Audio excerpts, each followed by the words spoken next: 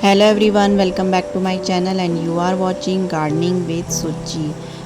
तो फ्रेंड्स देखिए, rainy season start हो चुका है। बीच बीच में रुक रुक कर बारिशें हो रही हैं और जैसे ही रेनी सीज़न आता है कटिंग लगाने का टाइम भी आ जाता है। तो आज मैं आपको बताऊंगी कि क्रिसैंथेमम की कटिंग लगाना आप शुरू कर दीजिए, क्योंकि अभी सही टाइम है कटिंग लगाने का। सही समय पर आप कटिंग लगा लेंगे तो आपको फ्लावरिंग भी सही समय पर मिल जाएगी। तो फ्रेंड्स, क्रिसैंथेमम के जो प्लांट्स होते हैं वो परमानेंट प्लांट्स होते हैं, यानी कि आपको सिर्फ उन्हें एक ही बार परचेज़ करना पड़ता है और आप उनको सेव करके रख लेते हैं। तो नेक्स्ट सीज़न आपको फिर से उनसे कटिंग लेकर आप नए प्लांट बना सकते हैं। तो मैंने भी ऐसा ही किया है। तो आज मैं क्रिसैंथेमम यानी गुलदाउदी की कटिंग लगाऊंगी और आप लोगों के साथ शेयर करूंगी कि किस तरीके से इसकी कटिंग लगाई जाती है फ्रेंड्स। तो कटिंग लगाने के लिए हमें इसकी जो ऊपर की टिप होती है उसको 2-3 इंच कटिंग को हमें काटना है फ्रेंड्स। अगर आपके पास गुलदाउदी के प्लांट्स नहीं हैं तो आप किसी के यहाँ से इनकी कटिंग लेकर आ सकते हैं। और मार्केट में फ्रेंड्स आपको तैयार पौधे भी इसके मिल जाएंगे, छोटी छोटी सीडलिंग्स आपको इसकी मिल जाएगी। तो पिछले साल मैंने 100 रुपीज़ की 12 सीडलिंग्स परचेज़ की थी और उन्हीं पौधों को मैंने सेव करके रख लिया है। अलग अलग रंगों के ये पौधे हैं। तो अब मैं इनकी कटिंग लगाऊंगी। अगर आपके पास इनकी कटिंग नहीं है तो आप मार्केट से इनके तैयार पौधे, छोटी छोटी जो सीडलिंग्स होती हैं उनको भी परचेज़ कर सकते हैं। तो फ्रेंड्स, मैं साथ के साथ एक हम्बल सी रिक्वेस्ट भी करना चाहूँगी कि अगर मेरी वीडियो ज़रा सी भी पसंद आती हो तो प्लीज़ वीडियो को लाइक कीजिएगा, कमेंट कीजिएगा, शेयर कीजिएगा। और ऐसी ही और गार्डनिंग से रिलेटेड इन्फॉर्मेटिव वीडियोस के लिए अगर आप मेरे चैनल पर नए हैं तो प्लीज़ मेरे चैनल को सब्सक्राइब भी ज़रूर कर दीजिएगा। मेरे चैनल पर आपको गार्डनिंग से रिलेटेड सारी अपडेट मिलती रहती हैं, चाहे वो वेजिटेबल गार्डन हो या फिर फ्लावरिंग गार्डन हो। जो जो काम मैं अपने गार्डन में करती हूँ मैं आप लोगों के साथ शेयर करती हूँ, किस तरीके से किस किस पौधे की अलग अलग केयर की जाती है। समय समय पर मैं आपको बताती रहती हूँ कौन कौन सा फर्टिलाइज़र मैं यूज़ करती हूँ। तो प्लीज़ मेरे चैनल को सब्सक्राइब ज़रूर कर लीजिएगा फ्रेंड्स। अगर आप गार्डनिंग में इंटरेस्ट रखते हैं तो मेरे चैनल पर आपको गार्डनिंग से रिलेटेड बहुत सारी इन्फॉर्मेटिव वीडियोज़ मिल जाएंगी। तो फ्रेंड्स, क्रिसैंथेमम के पौधों को सिर्फ हमें एक ही बार परचेज़ करना पड़ता है, उसके बाद हमारे गार्डन में हमेशा ही बने रहते हैं। हर साल आपको इनकी कटिंग लगानी पड़ती है। तो पुराने पौधों में फ्लावरिंग हो सकती है, होती भी है, लेकिन इतने अच्छे उनकी ग्रोथ नहीं होती है। तो हमेशा ही हर साल इसके नए पौधों को तैयार किया जाता है कटिंग से। तो मैंने हर पौधे में से 2-2, 3-3 कटिंग्स ले ली हैं। इसकी कटिंग बहुत ही आसानी से हो जाती है और अभी रेनी सीज़न स्टार्ट हो ही चुका है, तो रेनी सीज़न में तो इसकी कटिंग और भी आसानी से लग जाती है। तो आप अपने हिसाब से जितने पौधे लगाना चाहते हैं उतनी कटिंग्स ले सकते हैं। तो थोड़ी आप इसकी ज़्यादा कटिंग लीजिएगा, क्योंकि कई बार कुछ कुछ कटिंग्स हमारी सक्सेसफुल नहीं होती है। तो ज़्यादा कटिंग लगाएंगे तो उनमें से काफ़ी सारी कटिंग्स आपकी लग जाएंगी। तो ये जो पुराने पौधे हैं, कटिंग लगाने के बाद आप इन पौधों को हटा सकते हैं, क्योंकि अभी कटिंग हमने ले ली है, लेकिन अभी हमें इन पौधों को नहीं हटाना है, क्योंकि हो सकता है हमें दोबारा कटिंग लगानी पड़ जाए। तो जब आपके वो पौधे सक्सेसफुल हो जाएंगे तो आप इन पुराने पौधों को हटाकर इसमें दोबारा से नई मिट्टी भर के जो कटिंग हमने तैयार की है उन पौधों को दोबारा से लगा सकते हैं इन्हीं पॉट पर। इन पौधों को लगाने के लिए कम से कम 8 इंच का 8 इंच का पॉट हमें चाहिए होगा। 8 से 10-12 इंच के पॉट में भी आप इनको लगा सकते हैं। जितना बड़ा पॉट होगा उतनी अच्छी पौधे की ग्रोथ होगी, उतनी ज़्यादा ग्रोथ होगी। तो देखिए, मेरी सारी कटिंग्स मैंने यहाँ पर ले ली है। अब मैं इन कटिंग्स को लगाने के लिए तैयार करूँगी। तो हमें इनको डायरेक्ट ऐसे ही नहीं लगाना है, पहले इनको हमें तैयार करना पड़ेगा कटिंग लगाने के लिए। उसके लिए देखिए, नीचे नीचे की जो पत्तियाँ होती हैं उनको आप हटा दीजिए।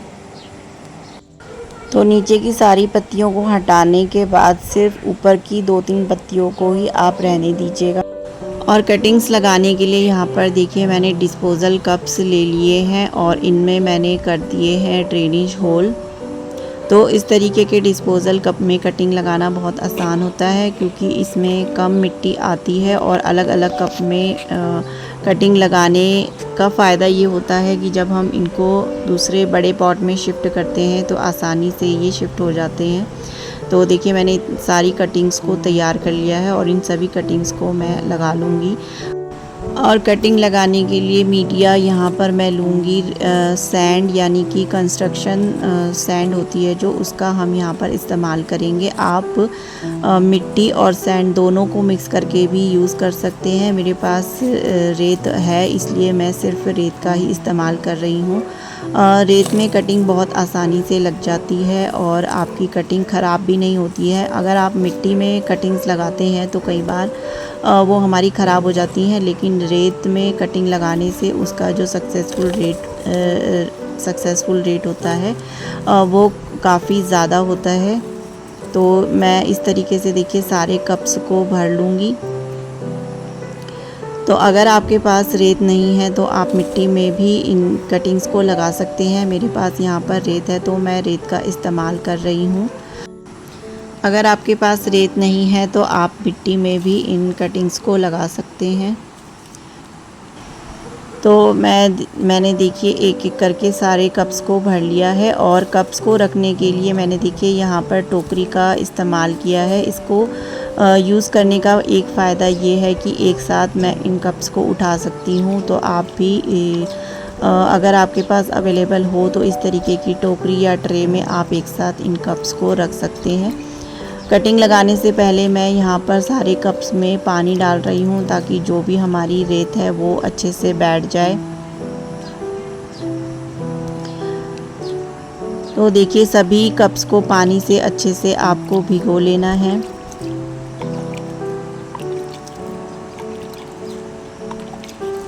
तो यहाँ पर मैंने सारे कप्स को भिगो लिया है और अब मैं इनमें कटिंग लगाना शुरू कर रही हूँ।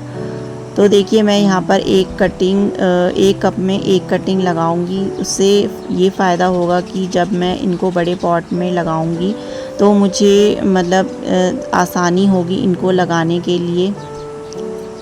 तो मैं यहाँ पर किसी भी रूटिंग हार्मोन या फिर एलोवेरा जेल का इस्तेमाल नहीं कर रही हूँ, क्योंकि अभी रेनी सीज़न स्टार्ट हो चुका है। हमारे एटमॉस्फेयर में जो ह्यूमिडिटी है वो काफ़ी है, तो इससे हमारी कटिंग बहुत आसानी से लग जाएगी बिना किसी एलोवेरा जेल के। तो बस सिंपली आपको एक एक कप में एक एक कटिंग लगाते रहना है। तो यहाँ पर देखिए मेरी सारी कटिंग्स लग चुकी हैं। और अब कटिंग लगाने के बाद आपको ये ध्यान रखना होगा कि आपको इन कटिंग्स को ऐसी जगह पर रख देना है जहाँ पर इनको ज़्यादा हिलाया डुलाया ना जाए, यानी कि कटिंग को लगाने के बाद हमें कटिंग्स को हिलाना नहीं है। जब हमारी कटिंग हिल जाती है तो हमारी कटिंग ख़राब हो जाती है। तो बस हमें इन बातों का ध्यान रखना है और इसमें मॉइस्चर को मेंटेन करके रखना है। हल्का हल्का पानी हमें इसमें छिड़कते रहना है, देखते रहना है। अगर हमारी रेत हमें सूखी लग रही है तो ऊपर से आप इसमें थोड़ा थोड़ा पानी का छिड़काव कर सकते हैं। और इन कटिंग्स को आपको ऐसी जगह पर रखना है, छाया वाली जगह पर रखना है। अभी आपको इन्हें डायरेक्ट धूप में नहीं रखना है। भले ही रेनी सीज़न स्टार्ट हो चुका है, लेकिन कभी बारिश होती है तो कभी तेज़ धूप भी आती है। तो धूप से अभी इनको बचाना है, क्योंकि ये नई नई कटिंग्स हैं, धूप में डायरेक्ट रखने से ये सूख जाएंगी। तो आप ऐसी जगह पर इन्हें रख दीजिए जहाँ पर इन्हें धूप ना आए। तो कटिंग लगाने के बाद एक बार फिर से आपको इनमें थोड़ा थोड़ा पानी डाल देना है और बिना हिलाए ऐसी जगह पर इनको रख देना है जहाँ पर ये इनको कोई हिला ना सके। तो कुछ ही दिनों में आपके इसमें पौधों में नई नई ग्रोथ शुरू हो जाएगी। तो आपको पता चल जाएगा कि आपकी जो कटिंग है वो सक्सेसफुल हो चुकी है। और सैंड में बहुत जल्दी रूटिंग शुरू हो जाती है, तो बहुत आसानी से आपकी कटिंग लग जाएगी। तो बस फ्रेंड्स आज की वीडियो में इतना ही। जल्दी जल्दी आप भी क्रिसैंथेमम की कटिंग लगा लीजिए। मिलते हैं नेक्स्ट वीडियो में किसी नए टॉपिक के साथ। तब तक के लिए bye bye friends, happy gardening.